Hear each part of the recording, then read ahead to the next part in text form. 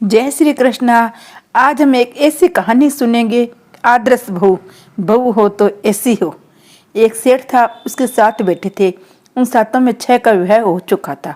अब 7वें बेटे का विवाह हुआ।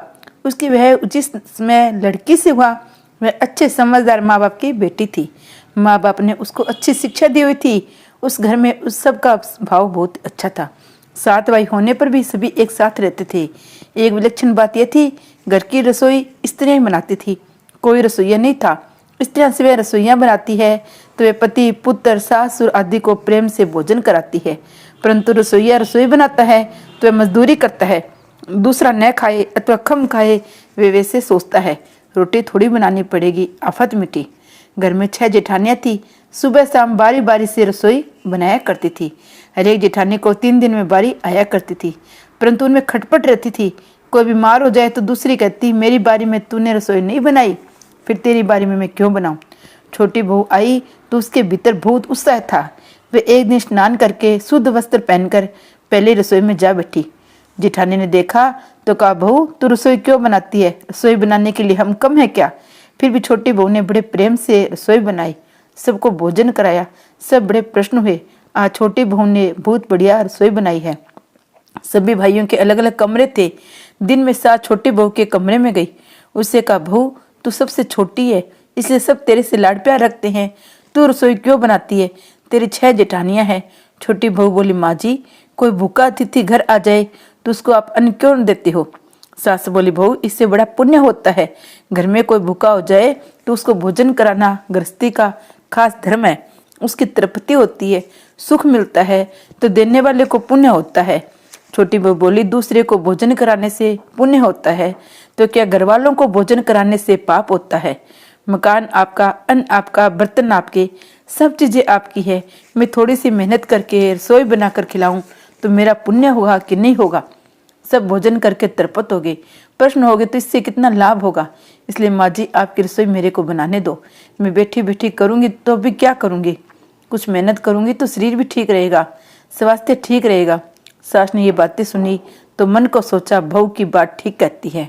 हम सबको सबसे छोटी बहू समझदार है, पर इसकी बुद्धि बहुत अच्छी है। दूसरे दिन सास बहुत जल्दी रसोई बनाने बैठ गई। बहू ने देखा, बोली, माँ जी ये आप क्या करती हो? रसोई बनाने वाले बहुत है, आप परिश्रम क्यों करो? सास बोली, तुम्हारी अवस्था छोटी है पर मेरी अवस्था बड़ी है, मेरे को जल्दी मरना है, मैं अभी पुण्य नहीं करूंगी तो फिर कब करूंगी? बहू बोली, इसमें पुण्य का क्या है, ये तो घर का काम है। सास बोली, घर का काम करने से पाप होता है क्या? जब भूखे व्यक्ति को, साधुओं को, ब्राह्मणों को भोजन कराने से पुण्य होता है तो क्या घर वालों को भोजन कराने से पाप होता है? उल्टे इसका तो व्यक्तिगत पुण्य होता है। घर की चीज सब घर वालों की होती है, इसलिए दान पुण्य करने से सबको पुण्य होता है, परंतु खुद मेहनत करके रसोई बनाई जाए तो अकेले रसोई बनाने वाले को पुण्य होता है। हम बड़े बूढ़े अभी पुण्य नहीं करेंगे तो फिर कब करेंगे? सास की बातें सुनकर सब बहुओं के भीतर उत्साह हुआ कि इस बात का हमने ख्याल ही नहीं किया। घर का काम करने से, भोजन बनाकर सबको खिलाने से पुण्य होता है। ये युक्ति बहुत बढ़िया है। अब जो बहू पहले जग जाए वही पहले रसोई बनाने बैठ जाए। आपस में खटपट होने लगी।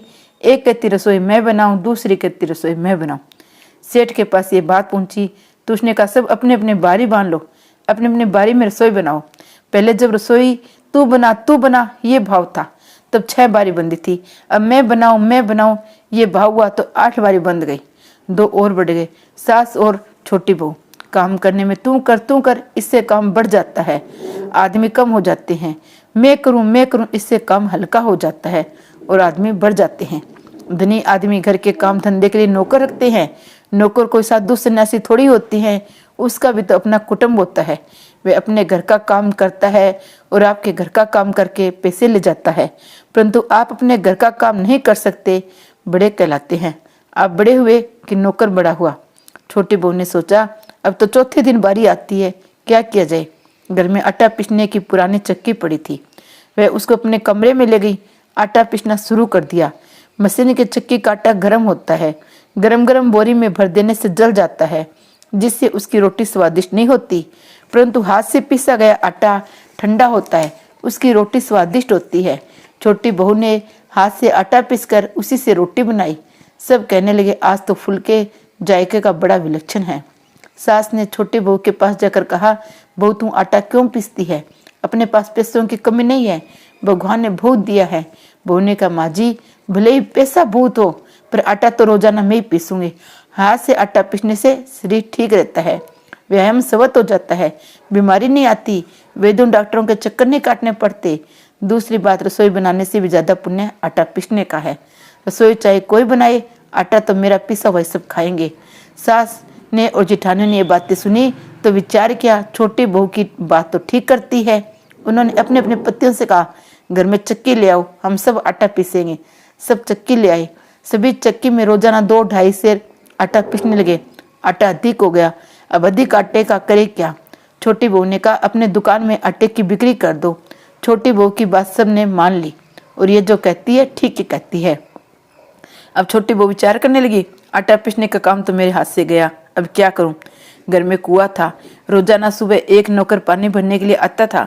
छोटी बहू ने सुबह जल्दी उठकर स्नान करके कुएं से सब पानी भर दिया। नौकर आया तो उसने देखा सब बर्तनों में पानी भरा हुआ है। वह बैठ गया। सेठ आया, बोला, बैठा क्यों है, पानी क्यों नहीं भरता है? नौकर बोला, आप देखो सब पानी पहले से भरा हुआ है, मैं क्या करूं? सेठ बोला, पता लगाओ पानी किसने भरा है। सास ने छोटी बहू के पास जाकर कहा, बहू पानी तूने भरा? बहू बोले, माँ जी आप चुप रहो, बोलो मत, आपके बोलने से मेरी कमाई चली जाती है। आपने बैसाख मातम सुना है कि नहीं सुना? बैसाख के महीने में पानी पिलाने का बड़ा महत्व है।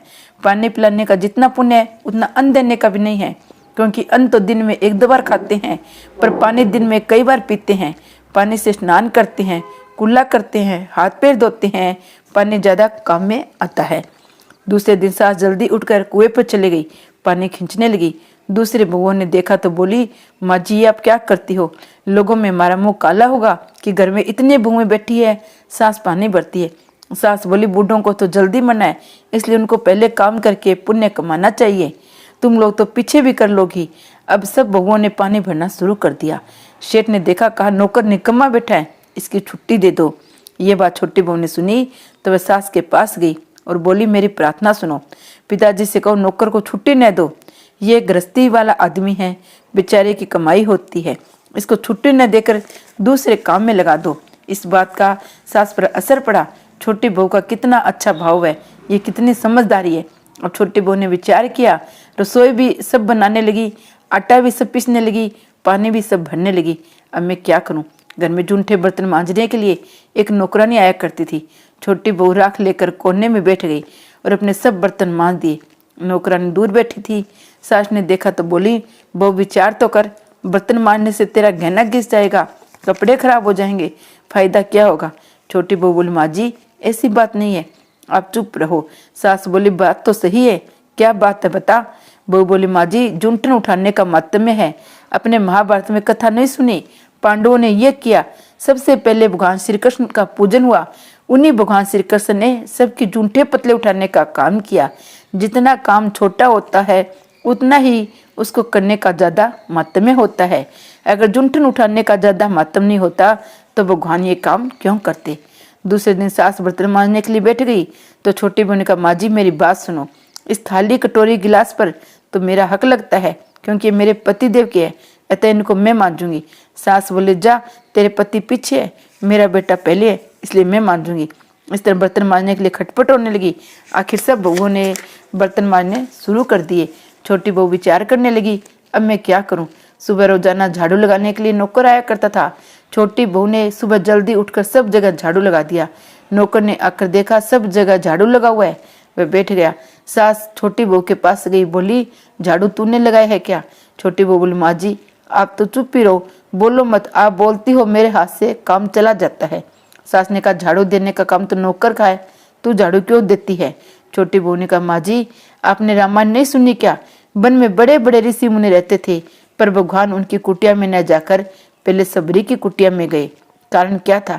सबरी रोजाना रात में झाड़ू देती थी, सुबह जल्दी उठकर झाड़ू देती थी, पर उसका रास्ता साफ करती थी, जिससे ऋषि मुनियों के पैर में कंकर न चुभे। इसलिए इन सेवा का बड़ा महात्म्य है। सास ने देखा ये छोटी बहू सबको लूट लेगी, ये सब का पुण्य अकेले ले लेती है। अब सास ने सब बहुओं ने झाड़ू लगाना शुरू कर दिया। जिस घर में सबका आपस में प्रेम होता है वहाँ लक्ष्मी बढ़ती है। जिस घर में कलह होता है वहाँ निर्धनता आ जाती है। जा सुमति ता संपत्ति नाना, जा कुमति तय विपत्ति निदाना। सेठ की दुकान में अधिक धन पैदा होने लगा। सेठ ने सोचा स्त्रियों के पास भी अधिक धन आना चाहिए। उसने घर की सब स्त्रियों के लिए गहने बनवा दिए। गहना स्त्रियों का धन होता है जिसमें पति का भी हक नहीं लगता। अब छोटी बहू ससुर से मिले गहने बड़ी जेठानी के पास लेकर गई। बोली, आपके लड़का लड़की है, उनका विवाह करोगी तो गहना बनवाना पड़ेगा। मेरे तो भी कोई लड़का लड़की बच्चा है नहीं, इसलिए इन गहनों का मैं क्या करूं।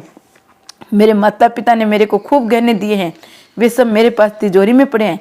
सास ने देखा छोटी बहू के पास जाकर बोली, बहू ये तुम क्या करती हो, तेरे ससुर ने सबको गहने दिए हैं। छोटी बहू बोली, माँ जी क्या बताऊं, आपको कोई बात कहना हो तो गांव में हल्ला करना है। काम धंधा करने से पुण्य होता है, दान करने से क्या पाप होता है, वस्तु देने का बड़ा पुण्य होता है। सास को बहू की बात लग गई। वह सेठ के पास गई, बोली, आपके नौकरों को मैं धोती साड़ी दूंगी। सेठ बहुत राजी हुआ। पहले नौकरों को कुछ देते थे तो वह लड़ पड़ती थी, पर अब कहती है कि मैं दूंगी। अब सास भी दूसरों को वस्तुएं देने लगी, बहुएं भी वस्तुएं देने लगी। घर में वस्तुएं हो गई ज्यादा, आदमी हो गए कम। पुण्य के दो ही काम है, काम धंधा खुद करना, वस्तुएं दूसरों को देना।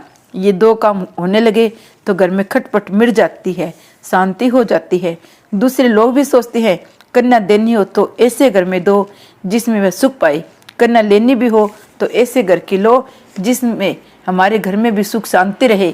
साधु भी ऐसे घरों की भिक्षा लेना चाहते हैं। श्रेष्ठ मनुष्य जो जो आचरण करता है दूसरे मनुष्य वैसा वैसा ही आचरण करते हैं। वह जो कुछ प्रमाण कर देता है दूसरे मनुष्य उसी के अनुसार आचरण करते हैं।